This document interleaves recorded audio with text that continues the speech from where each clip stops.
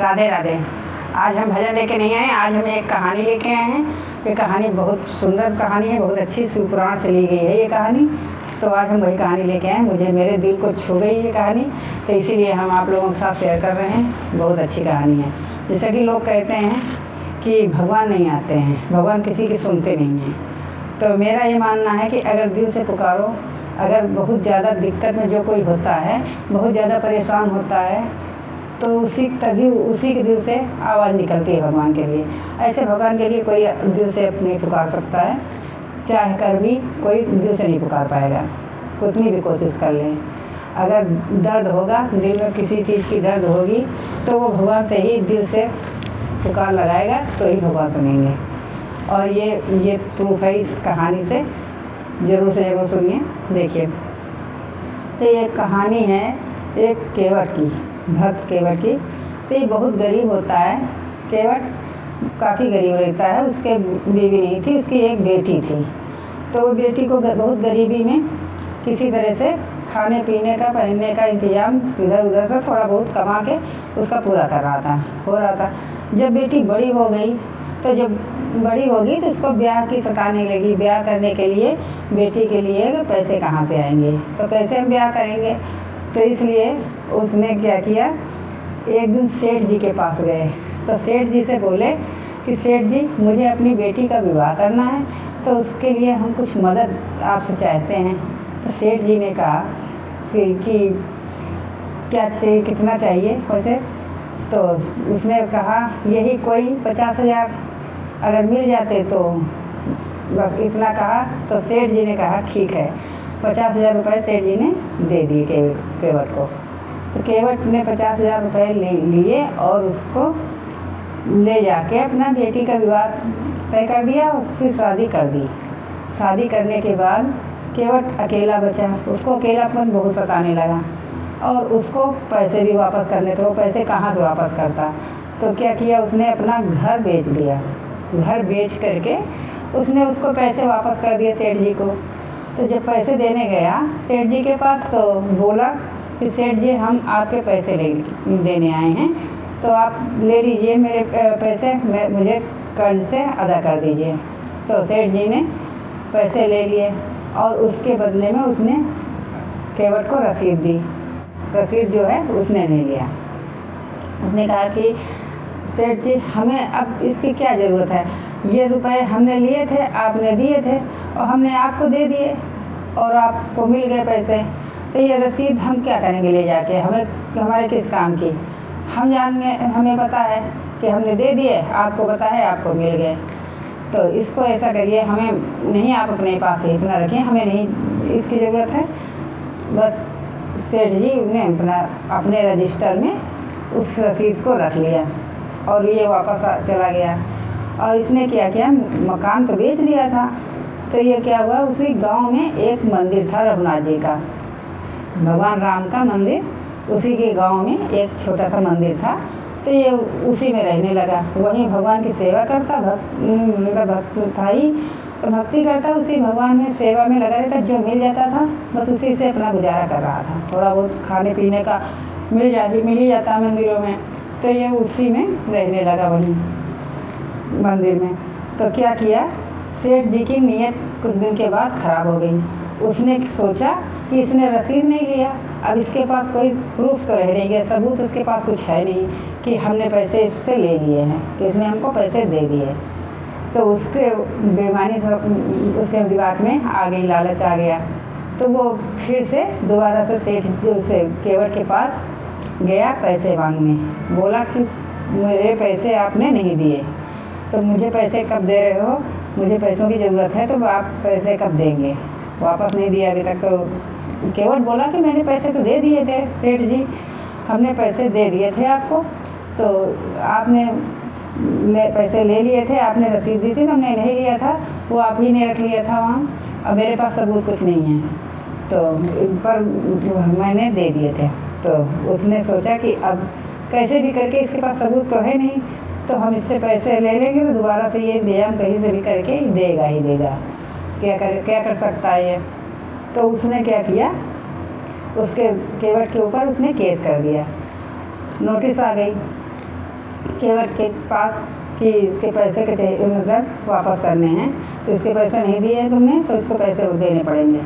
तो जब ये कोर्ट गया तो केवट ने कहा, उससे पूछा गया कि तुम्हारे पास तुमने पैसे उसके दिए नहीं, सेठ जी के पैसे लिए थे? तो कह रहे हैं हाँ हमने पैसे लिए थे हुजूर, और हमने पैसे वापस भी कर दिए, सेठ जी को दे दिया। अब सबूत पूछा गया, गवाह पूछा गया, कुछ नहीं उसके पास। तो उसने कहा कि मेरे पास तो कुछ नहीं है, गवाह भी नहीं है, मेरे पास कोई सबूत नहीं है। सेठ जी का हुजूर मैंने सेठ जी को दिया था, और ये सेठ जी को भी पता है, हमें भी पता है, तो बस हम 2 ही लोग के अलावा और कोई हमारे पास सबूत नहीं है। जज ने क्या किया, उसको कुछ दिन का मोहलत दे दी, टाइम दे दिया उसको कि पैसे इकट्ठा करके तुम इसको पैसे तुम्हें देना पड़ेगा, क्योंकि कोई सबूत भी नहीं है तो हम कैसे मान लेंगे कि तुमने पैसे दे दिए हैं। अब वो बहुत परेशान, तो वो वापस चला गया। कुछ दिन के बाद जो है डेट जो दी थी उस दिन के लिए, तो उसने कहा कि मतलब परेशान था, तो पूजा जाने ने कहा कि बहुत परेशान हो, क्या बात है? तो उसने कहा कि ऐसी ऐसी बात है। उसने अपनी बता दी, सब सारी कहानी सुना दी उसको कि हमने पैसे लिए थे बेटी के विवाह के लिए 50,000, और फिर हमने मकान बेच के, विवाह करने के बाद मकान बेच के हमने इसको पैसे वापस भी कर दिए, और अब हमारे पास सबूत तो है नहीं कुछ। तो सेठ जी दोबारा से फिर से हमारे ऊपर केस कर दिया है हमारे ऊपर कि हम इसको पैसे हमने दिए थे, इसने वापस नहीं किए। अब हमारे पास सबूत भी नहीं है, रसीद इसने अपने फाइल में ही रख लिया था, रजिस्टर में ही। तो अब हम कहाँ से वैसे मतलब सबूत देंगे? कोई गवाह भी नहीं है, किसी सामने दिया नहीं था, हमने अकेले ही में हमने दिया था, हमें क्या पता था कि बेईमानी ये करेंगे। तो वो पुजारी बोले कि तुम परेशान ना हो, ये रघुनाथ जी हैं, यही सब जानते हैं, ये सबके साथ रहते हैं, हर समय मौजूद रहते हैं, किसी को दिखते नहीं पर रहते हैं हर समय, इनकी नज़र में सब कुछ होता है, सबके कर्म उसके सामने सब होता है। तो बस इन्हीं का भरोसा करके तुम अब की बार जाना कोर्ट में, तो यही बोल देना कि ये रघुनाथ जी को पता है। किसको पता है? तो रघुनाथ जी को पता है, क्योंकि पैसे तुम दे नहीं पाओगे। तो ऐसा ही करना। तो फिर क्या हुआ, डेट जब आई तो ये रघुनाथ जी से बोल के गए कि रघुनाथ जी तुम्हें संभालना है, जाना। फिर उसके बाद चले गए कि डेट पे अपनी पहुँचे कोर्ट, तो ये बोले कि कोई क्या हुआ केवट जी, पैसे इकट्ठा किए? तो कह रहे नहीं साहब, पैसे मेरे पास, हम कहाँ से लाएंगे पैसे? मैंने एक बार तो अपने इनको दे दिया बेच के, अब हमारे पास कुछ है भी नहीं जो हम बेच के इनको पैसे दे पाएंगे। तो कहने लगे अगर सबूत नहीं है तुम्हारे पास, कोई गवाह भी नहीं है? तो कहने लगे साहब हुजूर गवाह है। तो कहने लगे गवाह कौन है? तो बोले कि रघुनाथ जी। अब कह रहे रघुनाथ जी? तो कहने ठीक है। तो रघुनाथ जी के नाम लेटर दिलवाया कि चलो लेटर दे आओ, उनको पहुंचा दो। रघुनाथ जी को सिपाही को भेजा गया कि लेटर दे वहाँ पहुंचा दो उसके रघुनाथ जी को कि अगली पेशी में उनको आना पड़ेगा गवाही देने के लिए। अब वो लेटर लेके पोस्टमैन जो है तो पूरे सब घूमता रहा, पोस्टमैन के हाथ से लेटर भिजवा दिया गया। लेटर पोस्टमैन के हाथ से जब भिजवाया गया तो वो रघुनाथ जी के नाम से ढूंढता रहा गांव में, सबसे पूछते रहे कि रघुनाथ जी का घर कहाँ है, रघुनाथ जी कहाँ रहते हैं। किसी को पता नहीं, सब लोग बोले कि ऐसा है कि ये रघुनाथ जी का मुझे तो नहीं पता है कहाँ रहते हैं, कौन से रघुनाथ जी कहाँ हैं हमें नहीं मालूम। तो बस ये करते करते एक भक्त जो था उसने कहा कि ऐसा करो, ये भगवान राम का मंदिर है तो इसी में दे देना, रख देना, वो पहुँचा देंगे, जहाँ भी होगा रघुनाथ जी के वो पहुँचा देंगे। तो कहने लगे कि चलो ठीक, वही रख के चला गया वो लेटर। और फिर उसके बाद क्या हुआ कि जब तारीख आई तो वो जो है पुजारी ने देखा लेटर मिल गया रघुनाथ जी के नाम से। तो पुजारी जी ने कहा रघुनाथ जी से कि मैं किसी और के लिए होता तो ना बोलता, पर ये केवट बहुत सत्यवादी है, ये बहुत सच्चा भक्त है तुम्हारा, और गरीब भी बहुत है, इसके पास पैसे नहीं, तो इसकी मदद तो तुम्हें करनी पड़ेगी, तो तुम्हें इसके लिए गवाह बन के जाना ही पड़ेगा। तो कहने लगे चलो, वो चला गया केवट। जब तारीख आई, बुलावा हुआ कोर्ट से, उस डेट को पहुंच गया। तो वहाँ बोले कि जब जज ने पूछा कि तुम्हारे पास कौन है गवाह के लिए, रघुनाथ जी आए हैं? बोले तो कह रहे हाँ आए होंगे, यहीं कहीं होंगे। तो पुकार लगाई गई, रघुनाथ जी हाजिर हों। तो क्या हुआ, उसी भीड़ में से बहुत बूढ़ा सा आदमी, एक शख्स जो था बहुत बूढ़ा, दाढ़ी सफ़ेद बिल्कुल, और हाथ में डंडा लिए हुए निकल के आ गया। तो बोला कि आके खड़ा हो गया कटघरे में। तो बोला कि तुम रघुनाथ जी हो? तो बोले हाँ। तो कहने लगे कि चलिए तुम इसके गवाह के रूप में तुम्हें पता है कि इन्होंने पैसे लिए थे सेठ जी से 50,000? तो बोले हाँ लिए थे। तो कहने लगे कि इन्होंने दिए पैसे वापस? तो कहने लगे हाँ दे दिए। तो कहने लगे कोई सबूत है? तो कहने लगे सबूत तो सेठ जी ने अपने रजिस्टर में रख लिया था, रसीद जो दिए थे पैसे उसकी रसीद सेठ जी के रजिस्टर में रखी हुई है। पेज नंबर बता दिया, इस पेज नंबर पे इस जगह अलमारी नंबर बता दिया, उस अलमारी नंबर में खाने में रखा है, जिस खाने में रखा था वो सब बता दिया कि वहाँ पे रखा है इन्होंने रजिस्टर, उसी पेज नंबर पे देखिएगा वहाँ इसकी रसीद रखी हुई है। अब 2 सिपाही भेजे गए, चले गए तो वहाँ घर पहुँचे सेठ जी के, तो वहाँ से लेके आ गए रसीद, उसको मिल गई क्योंकि वहीं रखी थी। तो वो लेके आ गए। अब आके कह रहे साहब ये रसीद मिल गई, तो रसीद दिया। अब जज साहब ने रसीद देखी सब, तो उन्होंने कहा कि चलिए ठीक है, वो बरी कर दिया गया कि मतलब ठीक है, अब वो है सेठ जी को मतलब झूठा साबित हो गए। उसके बाद जज ने देखा कि वो गायब हो गए, चले गए, अंतर्ध्यान हो गए जो रघुनाथ जी थे, तो चले गए। अब जज ने देखा कि वो चले गए, कौन था कैसे था, तो अब जज के दिमाग में चकरा गया कि ये ऐसा कौन सा, आज तक हमने इतने केस करे हैं, ये कैसा गवाह कि इसने पेज नंबर, अलमारी नंबर और अलमारी के में जिस खाने में रखा था वो रजिस्टर नंबर सब कुछ इसने बता दिया। इतना तो कोई गवाह नहीं बता पाया आज तक, किसी कोई गवाह ऐसा देखा ही नहीं हमने। वो उसने पूछा केवट से कि ये रघुनाथ जी तुम्हारे गाँव के हैं? बोले कि मेरे गाँव के ही है। तो कहने लगे तुम्हारे गांव के ही, गांव में रहते हैं, तुम्हारे घर के पास रहते हैं? तो कहते साहब मेरा घर तो है ही नहीं, जो गांव के मंदिर है मैं तो वहाँ रहता हूँ रघुनाथ जी का। अब जज का माथा ठनका कि ये हो ना हो ये रघुनाथ जी ही है। अब वो बहुत परेशान हुए कि ये क्या हो गया हमसे।